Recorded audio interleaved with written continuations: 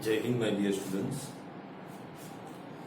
હવે પ્રકરણ 2 માં આપણે 2.18 દાખલાની ચર્ચા આજે કરીશું, જે શાબ્દિક વર્ણન અને સમજનો છે. ઓકે, તો એના માટે મેં એક એફબીડી દોરી છે. એફબીડી નો અર્થ થાય પ્રી બોડી ડાયાગ્રામ.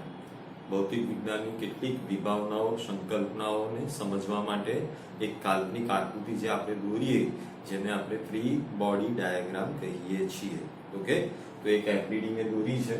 તમને થોડું એવું લાગતું કે સરનું ડ્રોઈંગ તો બહુ ખરાબ છે, તો પહેલા તો આ એક ટ્રેન બતાવી છે, ટ્રેનની નજીકની વસ્તુઓ બતાવી છે અને ટ્રેનની દૂરની વસ્તુઓ બતાવી છે. બરાબર છે?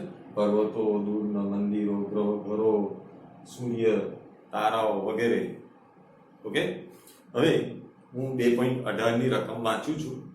આના પછીના કેટલાક દાખલાઓ આપણે વિડિયો લેક્ચરની અંદર પ્રોજેક્ટર મારફતે રકમ પણ સાથે જોઈશું. એનું એરેન્જમેન્ટ કરું છું. સામાન્ય અવલોકનો સમજાવે. સામાન્ય અવલોકન સમજાવો, જે આપણે જોઈએ છે એમ. જ્યારે આપણે ઝડપથી ગતિ કરતી ટ્રેનની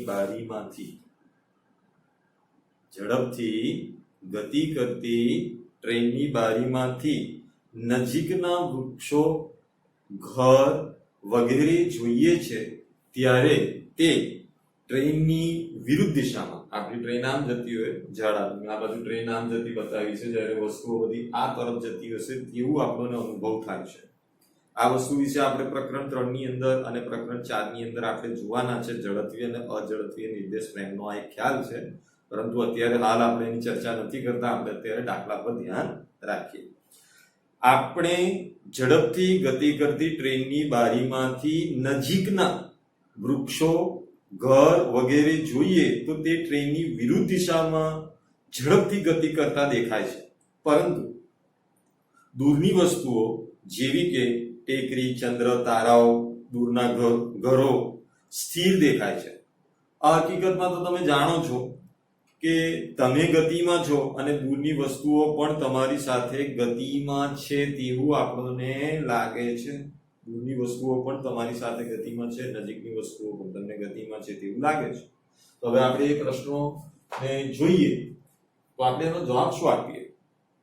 તો પહેલા આપણે એ જોવાનું છે કે ભાઈ, આંખ અને વસ્તુને જોડતી રેખાને દ્રષ્ટિ રેખા કહેવાય. એટલે કે આ પેસેન્જરો છે તેમની આંખ અને આ વસ્તુને જોડતી દ્રષ્ટિ રેખા. પણ આ કઈ વસ્તુઓ છે? નજીકની વસ્તુઓ. તો નજીકની વસ્તુઓને જોડતી દ્રષ્ટિ રેખા એટલી ઝડપથી એની દિશા બદલે છે કે આપણને એવો અનુભવ થાય છે કે આ જે નજીકની વસ્તુઓ છે એ ટ્રેનની વિરુદ્ધ દિશામાં એટલી ઝડપથી જાય છે. દાખલા તરીકે થાંભલાઓ આપણે જોઈએ, આવા થાંભલાઓ તો એ કેવા એકદમ સ્પીડમાં જતા હોય એવો આપણને અનુભવ થાય છે. એના પાછળનું કારણ શું છે કે નજીકની વસ્તુઓ સાથેની દ્રષ્ટિ રેખાની દિશા ખૂબ જ ઝડપથી બદલાય છે અને પરિણામ સ્વરૂપે આપણને નજીકની વસ્તુઓ ઝડપથી ગતિ કરતી હોય તેવી લાગે છે. જ્યારે આ જ કિસ્સો આપણે દૂરની વસ્તુઓ માટે જોઈએ, દૂરની વસ્તુઓ જેવા કે સૂર્ય, દૂરની ટેકરી પર કોઈ મંદિર હોય, તો એ આપણને કેવું લાગશે? સ્થિર લાગશે. કેમ? કારણ કે ટ્રેનમાં બેઠેલા પેસેન્જર અને દૂરની વસ્તુને જોડતી જે દ્રષ્ટિ રેખા છે, ટ્રેનમાં બેઠેલા પેસેન્જર અને દૂરની વસ્તુને જોડતી જે દ્રષ્ટિ રેખા છે તેની દિશા દૂર હોવાના કારણે ઝડપથી બદલાતી નથી. તેથી આપણને આ બધી વસ્તુઓ કેવી દેખાશે? સ્થિર દેખાશે. જ્યારે નજીકની વસ્તુઓ આપણને કેવી લાગશે? ગતિમાં લાગશે. તો આપણે આ અવલોકનને આ રીતે સમજીશું. તો આ 2.18 હતો. હવે આપણે 2.20 તરફ આગળ વધીએ. 2.20 માં થોડું કેલ્ક્યુલેશન કરવાનું છે કે આપણા સૂર્યમંડળમાં, મહિલા મંડળમાં નહીં, આપણા સૂર્યમંડળમાં નજીકનો તારો 4.29 પ્રકાશ વર્ષ દૂર. નજીકનો તારો સૂર્ય છે. સૌથી નજીકનો તારો સૂર્ય છે. સૂર્ય એક તારો છે ભાઈ. હા, 4.29 પ્રકાશ વર્ષ દૂર. પાર્શેકમાં અંતર આ કેટલું હશે? આપણને પ્રકાશ વર્ષમાં આપ્યું છે અને પૂછીએ છે શામાં? પાર્શેકમાં. તો આપણે પ્રકાશ વર્ષને બી મીટરમાં લાવવા પડશે અને પાર્શેકને બી મીટરમાં લાવવા પડશે, તો જ આપણે એમને પાર્શેકમાં ગણતરી કરી શકીશું. સૂર્યની આસપાસ પોતાની ભ્રમણ કક્ષામાં 6 મહિનાના સમય 6 મહિનાના સમયમાં અંતરાલ પૃથ્વીના 2 સ્થાન પરથી આ તારા આલ્ફા સેન્ટ્રો નામ ધરાવતો ને જોવામાં આવે તો તે કેટલો કોણે એટલે કે દ્રષ્ટિ સ્થાન ભેદ કોણ આંતરશે. એટલે દ્રષ્ટિ સ્થાન ભેદ કોણ આપણે શોધવાનું છે. થીટા બરાબર b બાય d. થીટા બરાબર શું શોધવાનું છે આપણે? b બાય d પણ આપણે શોધવાનું છે. ઓકે, તો આપણે જોઈએ ગણતરી જોઈએ તો 1 લાઇટ યર એટલે કે 1 પ્રકાશ વર્ષ બરાબર 9.46 ગુણ્યા 10 ની 15 ઘાત મીટર અને 1 પાર્સેક બરાબર 3.08 ગુણ્યા 10 ની 16 ઘાત મીટર. તારાનું અંતર આપણને શું આપ્યું છે? 4.29 પ્રકાશ વર્ષ. પ્રકાશ વર્ષને મીટરમાં લાવવા હોય તો આપણે એને 9.46 ગુણ્યા 10 ની 15 ઘાત વડે ગુણવા પડે. એટલે તારાનું અંતર હવે આપણને શામાં મળી ગયું?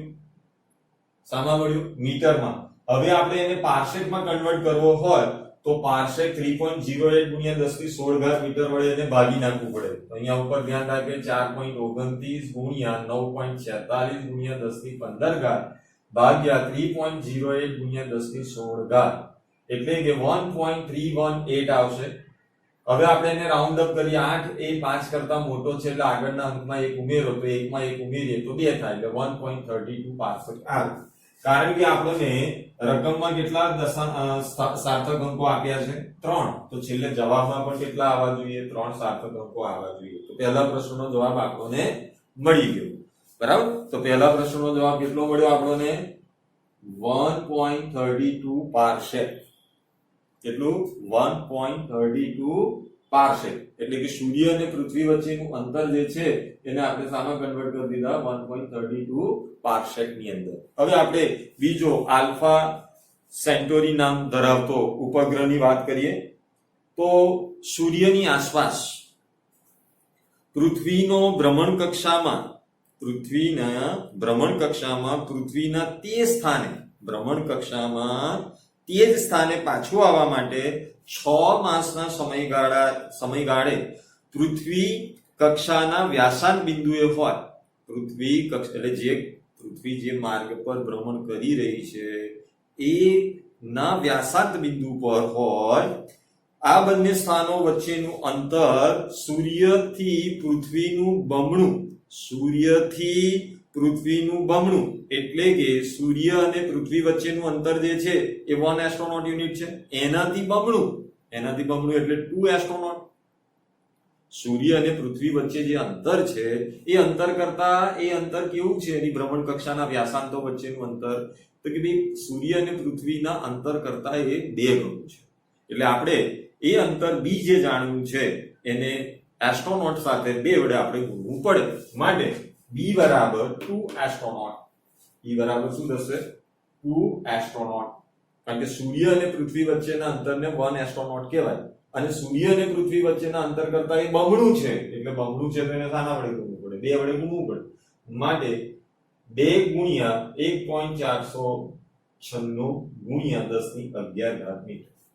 હવે થીટા બરાબર b બાય d. થીટા બરાબર શું? દ્રષ્ટિ સ્થાન ભેદ કોણ. થીટા બરાબર 2 અવલોકન સ્થળ વચ્ચેનું અંતર ભાગ્યા ગ્રહ અને પૃથ્વી વચ્ચેનું અંતર. તો 2 અવલોકન સ્થળ વચ્ચેનું અંતર આપણે લઈ આવ્યા 2 into 1.496 into 10⁻11 મીટર. હવે d કેટલો છે? તો d આપણી પાસે છે 4.29 લાઇટ યર. તો 4.29 લાઇટ યર ને હવે આપણે મીટરમાં લાવીએ તો 9.46 into 10⁻15. આ ભાગાકાર જે આવશે તો થીટાનો SI પણ તો રેડિયન છે કારણ કે આ બધા SI માં લખ્યા છે. હવે આપણે SI ને સેકન્ડમાં લઈ જવો છે.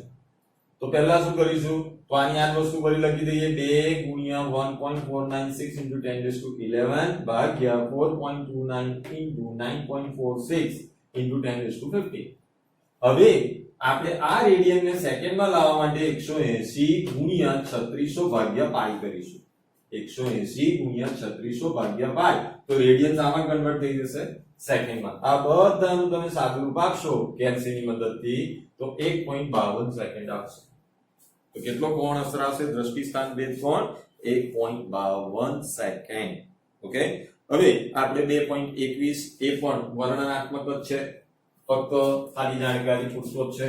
2.21 ની રકમ વાંચું છું. રકમ વાંચવામાં જ ઘણો સમય જતો રહે છે. હવે આગળ વધીએ. ભૌતિક રાશિઓના માપનમાં સચોટતા હોવી તે વિજ્ઞાનની આવશ્યકતા છે. ઉદાહરણ તરીકે કોઈ વિમાનની ઝડપ નક્કી કરવા માટે ખૂબ જ સૂક્ષ્મ સમય અંતરાયેલા તેના સ્થાન નક્કી કરવા માટે એક ચોક્કસ પદ્ધતિ હોવી જોઈએ. બીજા વિશ્વયુદ્ધમાં રડારની શોધ પાછળ આ જ પ્રયોજન હતું. આધુનિક વિજ્ઞાનમાં એવા જુદા જુદા ઉદાહરણો વિશે વિચારો કે જેમાં લંબાઈ, સમય, દ્રવ્યમાન એટલે દળ વગેરેના સચોટ માપનની આવશ્યકતા હોય છે. જો કે આ ઉપરાંત શક્ય હોય ત્યાં સચોટતા માત્રાત્મક વિચારો આપી શકો છો. તો હવે આપણે આના ઉદાહરણો આપીએ. તો જવાબ હું બોલું છું. હવે મોડર્ન ભૌતિક વિજ્ઞાનમાં અતિ ચોકસાઈપૂર્વકનું માપન ખૂબ જ જરૂરી છે. દાખલા તરીકે ઉપગ્રહ છોડવા માટે ના તંત્રમાં 1 માઇક્રોસેકન્ડ સમયનું ચોકસાઈપૂર્વક ધ્યાન રાખવામાં આવે છે. અત્યારે મંગળ ગ્રહની અંદર આપણે જોયું કે થોડા જ પ્રોબ્લેમના લીધે આપણે સક્સેસ ના ગયા. ખાલી 4 કે 5 કિલોમીટર બાકી હતું, બરાબર. તો એ ગણતરીમાં એટલી ચોકસાઈ જોઈએ છે. લેસર સાથે કામ લેતી વખતે, લેસર સાથે એટલે અત્યારે આંખના રેટિના અને એનું લેસરથી ઓપરેશન કરે છે, એમાં લેસર સાથે કામ લેતી વખતે 1 એંગસ્ટ્રોમ બરાબર 10⁻10 મીટર સુધીનું 1 એંગસ્ટ્રોમ બરાબર 10⁻10 મીટર સુધીનું લંબાઈનું સૂક્ષ્મ માપન ચોકસાઈપૂર્વક કરવામાં આવે છે. એટલી બધી એક્યુરેસી રાખવી પડે, ચોકસાઈ રાખવી પડે.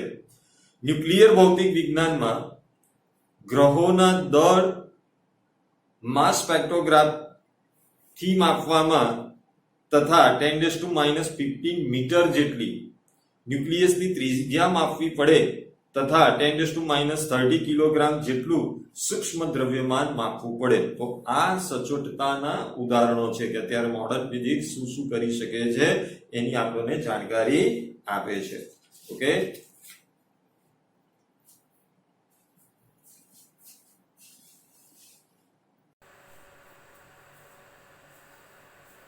વિદ્યાર્થી મિત્રો, આપણે ધોરણ 11 સાયન્સમાં ચેપ્ટર નંબર 2માં 2.9 મુદ્દાનો અભ્યાસ કરીએ. તો 2.9 સ્વાધ્યાયનો દાખલો આપણને કહે છે કે એક મકાનનો ફોટોગ્રાફ 35 મિલીમીટરની સ્લાઇડ પર 1.75 સેન્ટીમીટર સ્ક્વેર ક્ષેત્રફળને આવરી લે છે. આ સ્લાઇડને એક પડદા પર પ્રોજેક્ટર કરતા પડદા પર મકાનનું ક્ષેત્રફળ 1.55 મીટર સ્ક્વેર મળે છે. તો પ્રોજેક્ટર અને પડદાની ગોઠવણીનું રેખીય મોટવણીનું સૂત્ર મેળવો. તો આપણે રેખીય મોટવણીનું સૂત્ર મેળવવું છે. તો પહેલા આપણે જોઈશું મકાનમાં ક્ષેત્રફળની જગ્યા. મકાનના ક્ષેત્રફળની જગ્યા 1.75 સેન્ટીમીટર સ્ક્વેર છે. એને મીટરમાં લાવીએ એટલે 1.75 × 10⁻⁴ મીટર સ્ક્વેર થાય. પ્રતિબિંબનું ક્ષેત્રફળ 1.55 મીટર સ્ક્વેર છે. પ્રતિબિંબનું ક્ષેત્રફળ કેટલું છે? 1.55 મીટર સ્ક્વેર છે. હવે ક્ષેત્રીય મોટવણી બરાબર પ્રતિબિંબનું ક્ષેત્રફળ છેદમાં વસ્તુનું ક્ષેત્રફળ. ક્ષેત્રીય મોટવણી બરાબર પ્રતિબિંબનું ક્ષેત્રફળ છેદમાં વસ્તુનું ક્ષેત્રફળ. બરાબર કેટલા? તો પ્રતિબિંબનું ક્ષેત્રફળ આપણી પાસે કેટલું છે? 1.55 અને વસ્તુનું ક્ષેત્રફળ કેટલું છે? 1.75 × 10⁻⁴ મીટર સ્ક્વેર. હવે આનું આપણે સાદુરૂપ આપીશું કે LCD ભાગાકાર કરીશું તો એ ભાગાકાર આપણને કેટલો મળશે? 8,857. મોટવણીનો કોઈ એકમ નથી એટલે અહીંયા એકમ ના આવે, એ ખાસ યાદ રાખો. ઓકે, ત્યારબાદ આપણે આગળ વધીએ. તો રેખીય મોટવણી બરાબર ક્ષેત્રીય મોટવણીનું વર્ગમૂળ. તો રેખીય મોટવણી એટલે ક્ષેત્રીય મોટવણીનું વર્ગમૂળ એટલે 8857 નું વર્ગમૂળ તમે કાઢશો તો તમને કેટલું મળશે 94.1. કેટલું મળશે 94.1. ત્યારબાદ સ્વાધ્યાયનો 2.10 દાખલો આપણે જોઈશું કે નીચે આપેલી સંખ્યાઓમાં સાર્થક અંકો નક્કી કરો. નીચે આપેલી સંખ્યાઓના સાર્થક અંકો નક્કી કરો. પહેલો છે 0.07 મીટર સ્ક્વેર. તો આના સાર્થક અંકો તમને ખબર છે કેટલા થશે 7 × 10⁻³ ઘાત મીટર. ઓકે, એટલે આપણે એના સાર્થક અંકો કેટલા કહી શકીએ કે દશાંશ ચિહ્ન પછી આપણે આને સાર્થક અંક ગણીશું પણ દશાંશ ચિહ્નની વચ્ચેના એટલે આનો સાર્થક અંકની સંખ્યા કેટલી થઈ 1 થઈ. એવી રીતે 2.64 × 10⁻23 છે તો એમાં સાર્થક અંકોની સંખ્યા 3 છે. એવી રીતે 0.2370 ગ્રામ સેન્ટીમીટર ઇન્વર્સરી આપ્યા છે તો એમાં સાર્થક અંકોની સંખ્યા 4 છે. 6.032 તો એમાં પણ સાર્થક અંકોની સંખ્યા 4 છે. એવી રીતે 6.320 જૂલ એમાં પણ સાર્થક અંકોની સંખ્યા 4 છે. આની અંદર પણ તમે જોશો તો દશાંશ ચિહ્ન પછી પ્રથમ શૂન્યંતર અંક વચ્ચેના 0 સાર્થક અંક નથી એટલે આટલા સાર્થક અંકો છે તો આમાં પણ સાર્થક અંકોની સંખ્યા 4 છે. તો મારા ખ્યાલથી તમે સમજી ગયા હશો કે સાર્થક અંકો કોને કહેવાય અને કઈ રીતની વાત છે. ઓકે, હવે આપણે ઉદાહરણ 2.11 જોઈશું. તો 2.11 ની અંદર આપણે જોઈએ કે ભાઈ એક લંબચોરસ પાતળી ધાતુની તકતીની લંબાઈ, પહોળાઈ અને જાડાઈ અનુક્રમે 4 પોઈન્ટ આપણને કેટલી આપી છે 4.234 મીટર, 1.05 મીટર અને 2.01 સેન્ટીમીટર છે. તો સાર્થક અંકોને ધ્યાનમાં રાખી તકતીનું ક્ષેત્રફળ અને કદ શોધો. સાર્થક અંકોને ધ્યાનમાં રાખી તકતીનું કદ અને ક્ષેત્રફળ શોધો. તો હવે તકતીનું કદ અને ક્ષેત્રફળ શોધવા માટે હવે આપણે આ બાબતને ધ્યાન રાખીએ કે અહીં લંબાઈ કેટલી આપી છે આપણને તો લંબાઈ આપી છે આપણને 4.234 મીટર. પહોળાઈ કેટલી આપી છે 1.05 મીટર. કલાક કેટલા છે ઊંચાઈ કેટલી છે 2.01 સેન્ટીમીટર. સેન્ટીમીટરને મીટરમાં લાવશો એટલે 100 વડે ભાગવા પડે એટલે 0.0201 મીટર આવશે. માટે તકતીનું ક્ષેત્રફળ આપણને કેટલું મળ્યું તો તકતીનું ક્ષેત્રફળ બરાબર હવે તકતીની અંદર આપણે જાણીએ કે આ તકતી જે છે એને ઉપરની સાઈડ અને નીચેની સાઈડ બંને તરફનું ગણવું પડશે એટલે આપણે અહીંયા આગળ 2 મૂકવા પડશે એટલે L × B તકતીની જાડાઈ બી તો હોય ને આ રીતે તો આપણે એને બે સાઈડની ક્ષેત્રફળ ગણવું પડશે L × B + B × H + H × L અને આ ગુણ્યા 2 કરવા પડશે. તો L ની કિંમત કેટલી છે 4.234, B ની કિંમત કેટલી છે 1.05, H ની એટલે આ બંનેનો ગુણાકાર આપણે કર્યો. એવી રીતે હવે H B × H નો આપણે ગુણાકાર કરીશું તો 1.05 × 2.01 જેવું આપણને મળશે. ઓકે, તો હવે આપણે એમનો ગુણાકાર કરી નાખીએ તો આ ગુણાકાર કરતા આપણને આ વસ્તુ મળી ગઈ. ઓકે, તો ગુણાકાર કરતા આપણને આ વસ્તુ મળી +0.0201 વત્તા એટલે આ બધાની H ની કિંમત મૂકી આ L ની કિંમત મૂકી બરાબર છે. હવે આનો ગુણાકાર કરશો કેલ્સીથી પછી આનો ગુણાકાર કરશો ને આનો ગુણાકાર કરશો એ બધા ગુણાકારોના જે જવાબ આવે એનો સરવાળો કરશો તો તમને શું મળશે 4.3647 × 39 × 2. હવે એને 2 વડે ગુણશો એટલે તમને આ મળશે. હવે આપણે રકમમાં જોયું કે મહત્તમ સાર્થક અંકોની સંખ્યા કેટલી છે 3 છે બરાબર. તેથી રાઉન્ડ અપ ની અંદર પણ આપણે સાર્થક અંકોની સંખ્યા કેટલી રાખવી જોઈએ 3 રાખવી જોઈએ. તો સાર્થક અંકોની સંખ્યા આપણે 3 રાખીશું. મહત્તમ સાર્થક અંકોની સંખ્યા 3 છે તો દશાંશ ચિહ્ન પછી આપણે એના સાર્થક અંકો 3 લીધા. ઓકે, એટલે 8.72 મીટર સ્ક્વેર મળશે. હવે કદની વાત કરીએ તો કદ V બરાબર લંબાઈ × પહોળાઈ × ઊંચાઈ. લંબાઈ × પહોળાઈ × ઊંચાઈ બરાબર 4.234 × 1.05 × 0.0201 બરાબર 0.085529.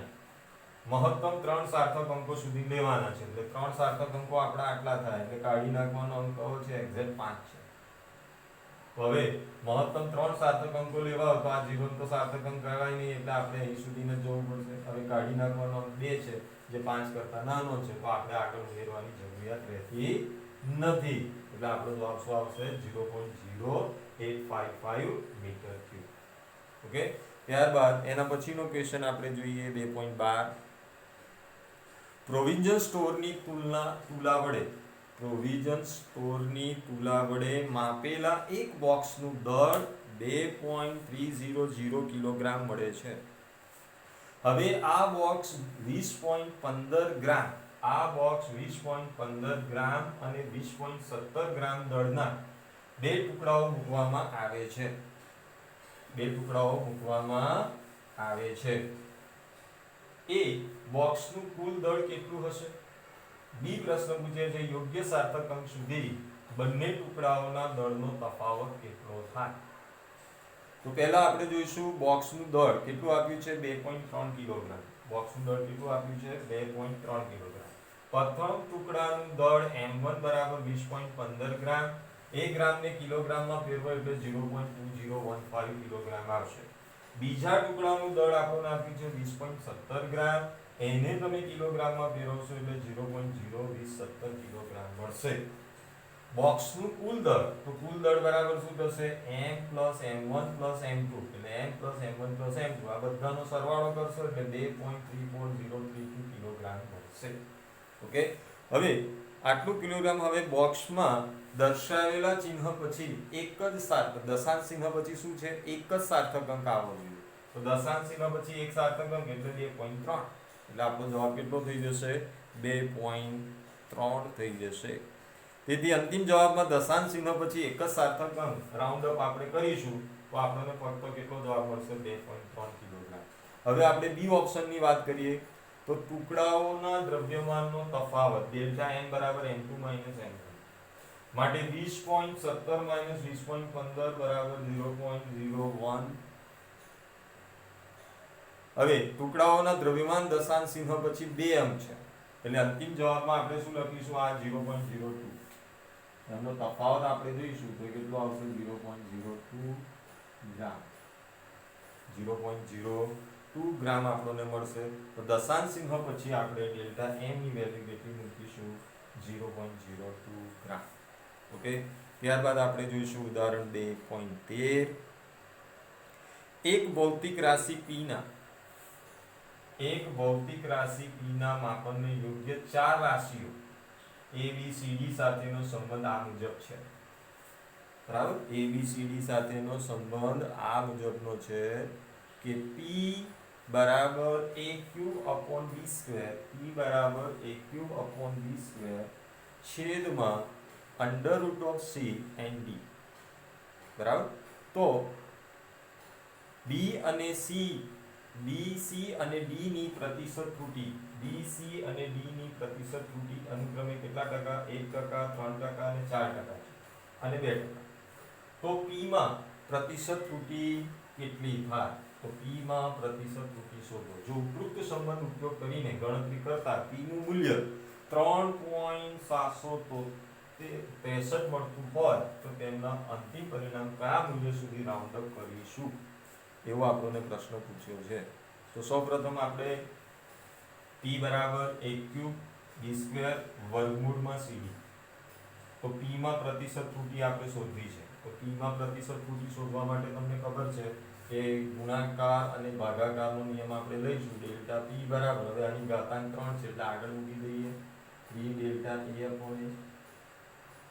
પ્લસ આની ઘાત b છે તો આપણે શું લખીશું 2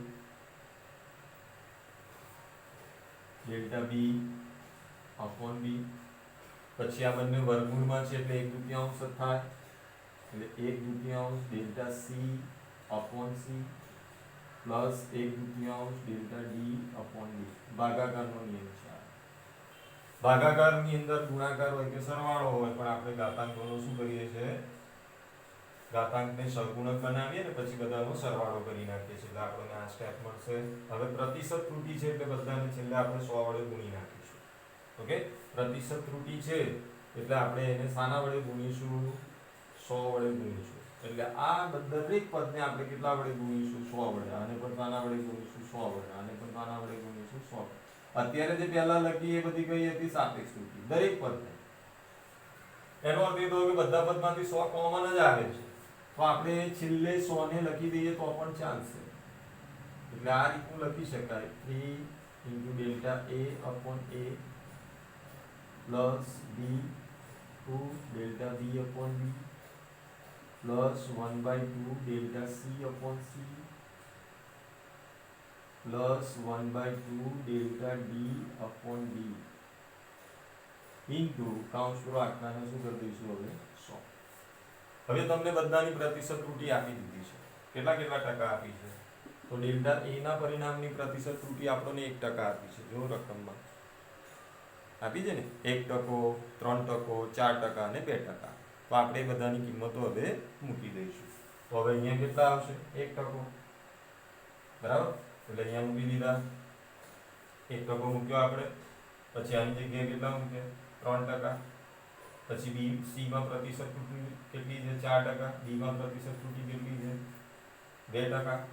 બધાનું આપણે સાદુરૂપ આપી દીધું તો આપણને કેટલા મળશે? 3 * 1 = 3, 3 * 2 = 6, 2 * 4, આની કેટલી? 3, આની 6, આની 2 અને આની 2, ટોટલ કેટલી થઈ? 13%. અહીંયા ખાલી વર્ગમૂળમાં ડી છે, એટલે વર્ગમૂળ સી ખાલી આપણને આ રીતનું આપ્યું છે પર a³ b² વર્ગમૂળમાં સી અને બહાર ડી છે કે વર્ગમૂળમાં નથી, એ છાપવામાં પ્રિન્ટિંગ મિસ્ટેક છે. ઓકે, તો આટલી પ્રતિશત ત્રુટિ આપણને મળશે 13%. પ્રતિશત ત્રુટિ 13% એટલે 0.13 માં બે સાર્થક અંકો છે. 13% નો અર્થ શું થાય? 13% નો અર્થ શું થાય? એટલે 13/100 કરીશું એટલે 0.13 આવશે. તો એમાં કેટલા ટકાની પ્રતિશત ત્રુટિ મળશે આપણને? 0.13 એટલે કેટલા સાર્થક અંકો છે? 2. માટે p નું મૂલ્ય 3.773. બે સાર્થક અંકો સુધી આપણે રાઉન્ડ અપ કરીશું. કેટલા અંકો સુધી? બે સાર્થક અંકો સુધી રાઉન્ડ અપ કરીશું. તો બે સાર્થક અંકો સુધી રાઉન્ડ અપ કરીએ તો આપણને કેટલો મળશે આન્સર? 3.7. બે સાર્થક અંકો સુધી કરીએ, બરાબર, તો આપણને આન્સર કેટલો મળશે? 3.7. કેટલો આવશે આન્સર? 3.7. ઓકે, આન્સર આપણને મળશે 3.7 રાઉન્ડ અપ કરતા. ઓકે વિદ્યાર્થી મિત્રો, તો આપણે અહીંયા સુધી ચર્ચા કરી. હવે નેક્સ્ટ વિડિયો લેક્ચરમાં આપણે આગળ ચર્ચા કરીશું. આભાર, થેન્ક યુ.